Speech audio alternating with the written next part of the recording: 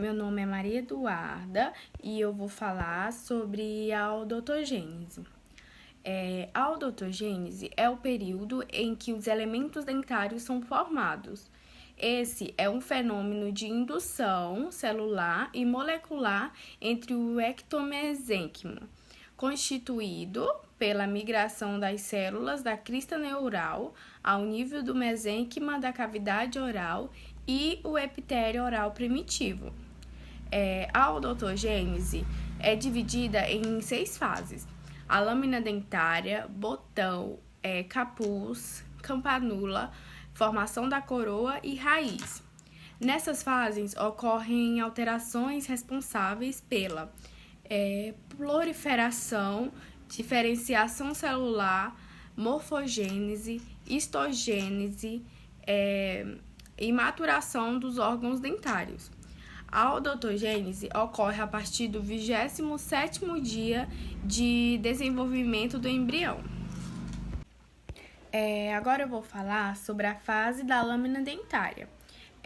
O processo da lâmina dentária acontece rapidamente a partir da 6ª semana do feto na barriga da mãe. Nesse período, algumas células começam a se proliferar mais rapidamente que outras. Isso ocasiona em uma faixa de tecido epitelial que posteriormente será a arcada dentária. A lâmina dentária é a primeira constatação da formação de um dente. É formada nas células do ectodermo oral e se desenvolvem rapidamente. Quando as células epiteliais da camada basal se multiplicam, cria uma invaginação no sentido do ectomesênquima, que sofre uma condensação. A borda dela se divide em 2 processos, que são a lâmina dentária e vestibular. Um voltado para a face lingual, que recebe o nome de lâmina dentária, e o outro para a vestibular, que denomina-se lâmina vestibular. Por toda a extensão da lâmina dentária, a proliferação incessante leva à formação de tumefações epiteliais, ou seja, é um aumento do volume da célula do tecido que futuramente dão origem aos dentes decíduos. A lâmina dental divide-se em 3 fases, que são a lâmina primária, que começa a se desenvolver a partir da 6ª semana de gravidez e termina no 2º mês de vida intrauterina. Ela está relacionada com a formação dos dentes de leite.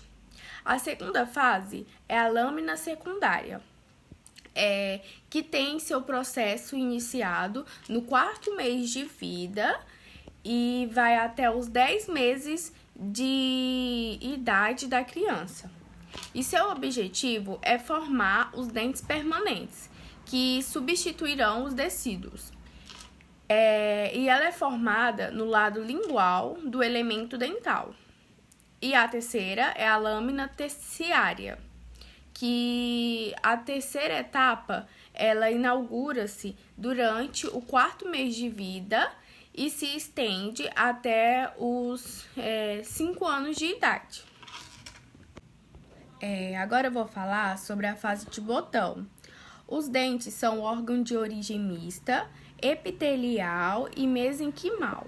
Ele se desenvolve-se devido à sinalização recíproca entre o ectodermo oral embrionário, que dá origem ao órgão do esmalte, e ao mesênquima, derivado das células da crista neural craniana, que dá origem à papila dentária e ao folículo dental. Os germes dos dentes sofrem vários estágios histologicamente distintos. Antes, são totalmente preparados para as para a síntese de tecidos duros da coroa dentária e posteriormente da raiz. Após a determinação dos locais de formação de dentes, as placas de espessamento epitelial começam a aparecer em áreas designadas do ectoderma oral embrionário. No estágio do brotamento, os espessamentos epiteliais continuam a invaginar no mesênquima subjacente, formando assim as gemas dentárias.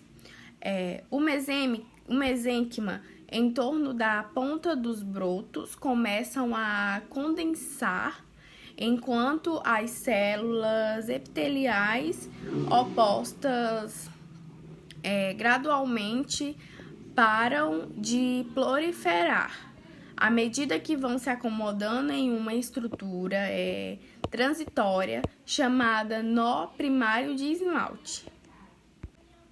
Agora eu vou falar sobre a fase de capuz. A fase de capuz caracteriza-se por intensa proliferação das células epiteliais. O botão dentário continua seu desenvolvimento como uma maior condensação, ectomesenquimal. O botão continua seu crescimento, principalmente através de suas bordas, adquirindo o aspecto de um capuz. Nesta fase, identifica-se os elementos formadores do dente e seus tecidos de suporte.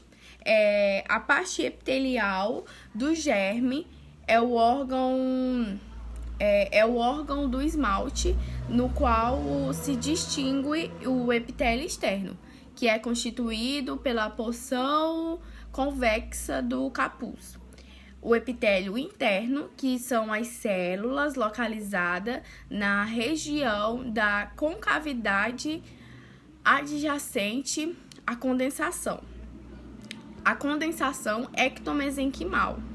E o retículo estrelado, que fica entre os epitélios interno e externos, na parte interna do órgão do esmalte. Encontra-se células distribuídas num grande volume da matriz extracelular, rica em... Deixa eu ver se é esse nome aqui. Glicosaminoglicanas. A união do epitélio interno e externo do órgão do esmalte, formando um ângulo agudo, é a alça cervical. O epitélio interno do órgão do esmalte dará origem aos ameloblastos, que secretarão a matriz de esmalte. O ectomesênquima, condensado abaixo do órgão do esmalte, constitui a papila dental, que dará origem aos odontoblastos, e a polpa, que futuramente dará origem ao complexo dentino pulpar. Agora eu vou falar sobre a fase de campanula. A taxa de proliferação das células epiteliais reduz após a fase de capuz, e assim o órgão do esmalte cresce menos. Nessa fase, o órgão do esmalte atinge sua concavidade máxima e assemelha-se a um sino, e assim é a denominação de fase de campanula. Esta fase se caracteriza pelo mofo e histodiferenciação das diversas células do germe dentário. E as principais modificações são o aumento do volume do retículo estrelado pelo acúmulo de água e proteoglicanas, aparecimento do extrato intermediário, que são duas camadas de células pavimentosas localizadas entre o epitélio interno do órgão do esmalte e retículo estrelado. As células do epitélio externo tornam-se pavimentosas e as do epitélio interno alongadas. o aparecimento da alça cervical, evidenciação do folículo dentário, desprendimento do germe oral primitivo devido ao desaparecimento da lâmina dentária, e o desenvolvimento do osso alveolar, processo alveolar, e formação da cripta óssea alveolar. Agora eu vou falar sobre a fase de coroa. Também denominada como a fase avançada de campânula, corresponde à deposição de dentina e esmalte e formação da coroa do futuro dente. Essa fase de formação progride a partir dos locais correspondentes aos vértices das cúspides ou bordas incisais em direção à região cervical. A polpa também inicia sua caracterização por mudanças das células da papila dentária e organização funcional dos odontoblastos. A deposição de dentina pelos odontoblastos ocorre de forma centrípeta, e enquanto a decomposição de esmalte pelo ameloblastos ocorre de forma centrífuga. Agora eu vou falar a última fase, porém não menos importante, que é a fase de raiz. No final da fase de coronogênese, quando os eventos de diferenciação alcançam a região da alça cervical, os epitélios internos e externos do órgão do esmalte proliferam em direção apical para induzir a formação da raiz do dente. O epitélio resultante dessa proliferação denomina-se de bainha epitelial de Werther, eu não sei falar esse nome. Isso mesmo. Inicia-se a formação da dentina radicular devido à presença dessa bainha, que estimula o aparecimento dos odontoblastos a partir das células da papila dentária. As dimensões e a quantidade de raiz do dente em formação são determinadas por uma droba perpendicular da extremidade da bainha que forma um colarinho, que é o diafragma epitelial.